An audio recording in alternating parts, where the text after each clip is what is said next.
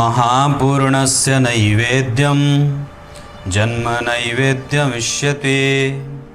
जन्म नैवेद्यदानेन पुनर्जन्म न विद्यते।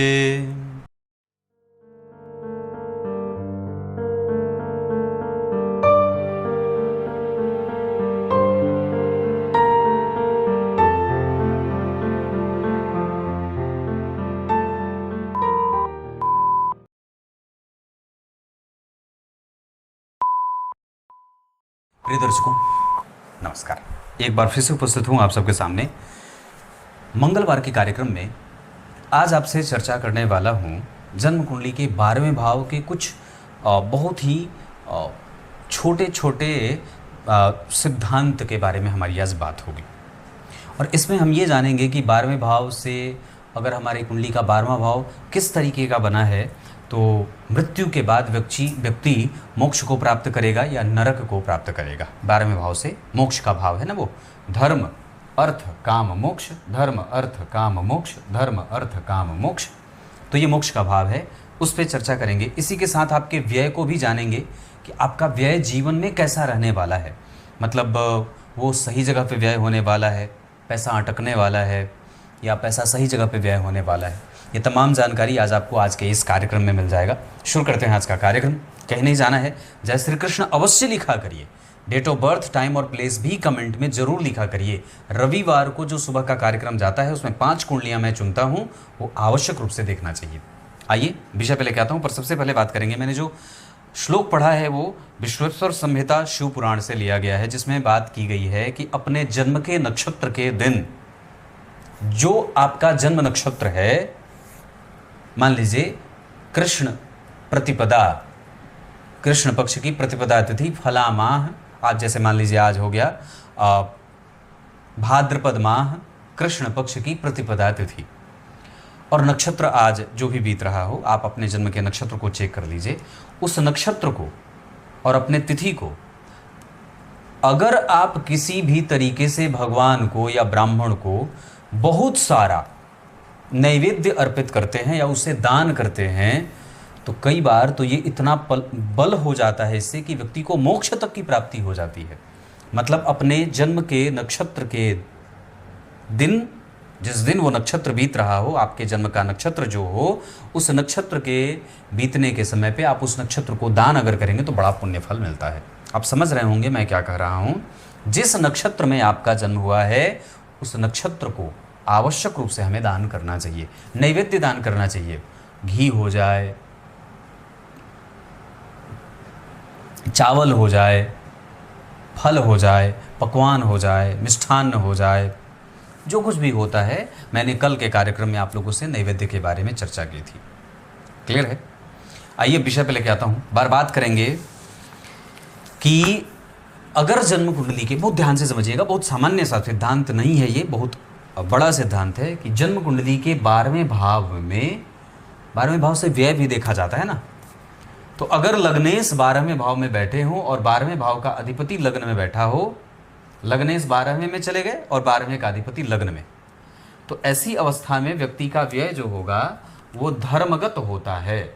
लग्नेश 12वें और 12वें के अधिपति लग्न में, तो ये व्यक्ति का जो व्यय होगा वो धर्मगत व्यय होगा। मतलब उसका जो व्यय होगा वो धर्म में जाएगा। दूसरा सिद्धांत कहता है कि अगर 12वें भाव के अधिपति, मान लीजिए यहाँ गुरु बन गए और यहाँ वो बैठ गए उच्च के, ठीक है, इसी तरीके से आपकी कुंडली के 12वें भाव के स्वामी कोई बन गए और वो उच्च के बैठ गए, अपने उच्च की राशि में बैठ गए। मान लीजिए यहाँ 11 नंबर लिखा होता तो 7 नंबर की राशि में शनि बैठे होते तो वो व्ययेश उच्च के हो गए। मान लीजिए अगर यहाँ 6 नंबर लिखा होता और बुध यहीं बैठे होते, मान लीजिए यहाँ सूर्य की राशि बनती 5 नंबर और वो 1 नंबर की राशि में बैठ जाते, तो अगर व्ययेश आपकी कुंडली में उच्च का बैठा है तो ये आपके व्यय को धर्म में खर्च करने वाला बनाता है। उस व्यक्ति का पैसा कहीं अटकता नहीं है। उस व्यक्ति का व्यय ब्राह्मणों में, धर्म में, दान में, पुण्य में, पूजा में, पाठ में, रिश्तेदारों में धर्मगत होता है। मतलब सही और सही जगह पे होता है। इतना ही नहीं, अगर 12वें भाव का स्वामी आपकी कुंडली में वहीं बैठा हो, मान लीजिए यहाँ पे जो भी भाव की राशि बनी है उस भाव में, और अगर उस भाव का स्वामी वहीं बैठ गया और एक और अन्य शुभ ग्रह वहां बैठ गया, तो ये और अच्छी बात हो जाती है। ये व्यक्ति के व्यय को और भी ज्यादा संतुलित बना देते हैं। बिल्कुल स्पष्ट है पानी की तरह मैं जो कह रहा हूं।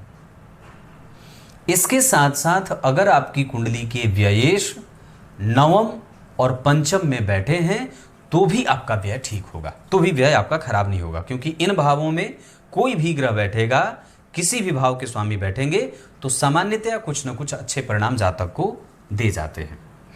ये 3 सिद्धांत हो गए, एक उच्च का हो गया, एक दूसरा वहीं बैठ गया, और तीसरा वहीं बैठा और एक शुभ ग्रह के साथ बैठ गया।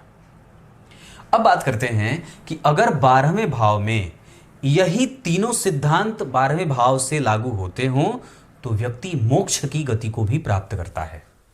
अगर 12वें का स्वामी उच्च का है, अगर 12वें भाव के स्वामी वहीं बैठे हैं और किसी शुभ ग्रह के साथ बैठे हैं, और अगर 12वें भाव के स्वामी पंचम और नवम में बैठे हों, या अगर ये तीसरा सिद्धांत हटा देते हैं और सिर्फ 12वें भाव का स्वामी शुभ ग्रह बनता हो और वहीं बैठा हो, या 12वें भाव का स्वामी उच्च का होता हो, वहां गुरु बैठे हों, बुध बैठे हों, शुक्र बैठे हों, चंद्रमा बैठे हों अपनी अपनी राशि के, तो व्यक्ति मृत्यु के बाद मोक्ष की प्राप्ति करता है।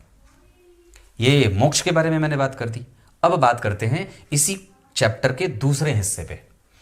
अगर 12वें भाव का स्वामी नीच का हो, अगर 12वां भाव पीड़ित हो, मतलब पीछे राहु आगे शनि, या अगर 12वें भाव के अधिपति नीच के हो, मान लीजिए यहां गुरु की राशि बनी है और गुरु मकर राशि में बैठ गए तो नीच के हो जाएंगे, तो ये अवस्था बनती हो, या 12वें भाव का अधिपति निर्बल हो, उसके पास किसी शुभ ग्रह की कोई दृष्टि न प्राप्त होती हो, या अपने किसी शत्रु ग्रह के साथ बैठा हो, है ना। जैसे मान लीजिए गुरु 12वें भाव के अधिपति बने हैं और यहां पे राहु के साथ बैठ गए, शनि के साथ बैठ गए, शुक्र के साथ बैठ जाते हो, तो भी ये व्यक्ति के व्यय को बिगाड़ने वाले होते हैं।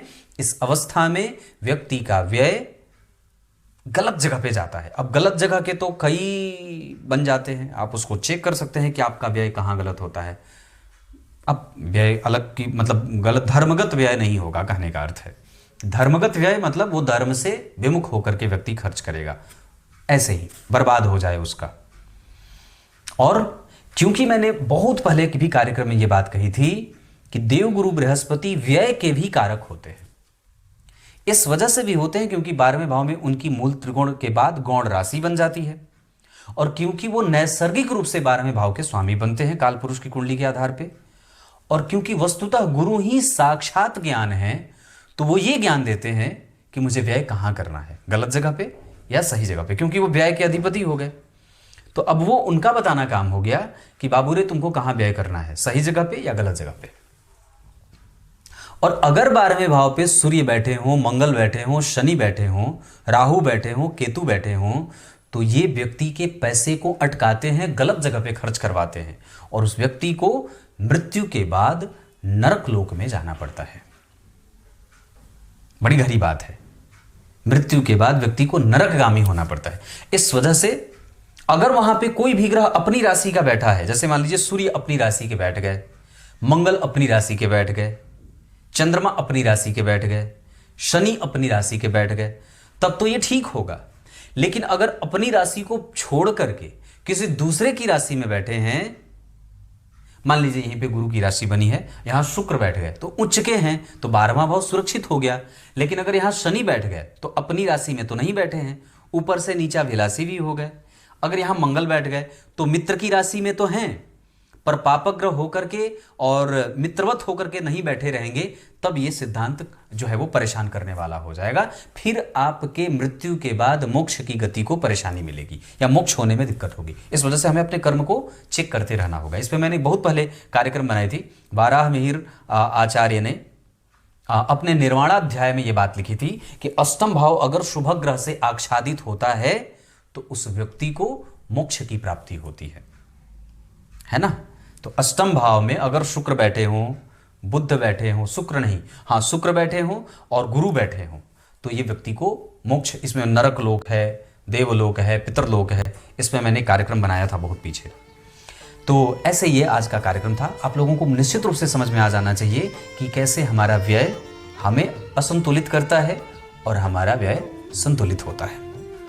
कुछ इसी तरीके से आज के इस कार्यक्रम का समापन करते हैं। तब तक के लिए इजाजत दीजिए। बहुत बहुत नमस्कार।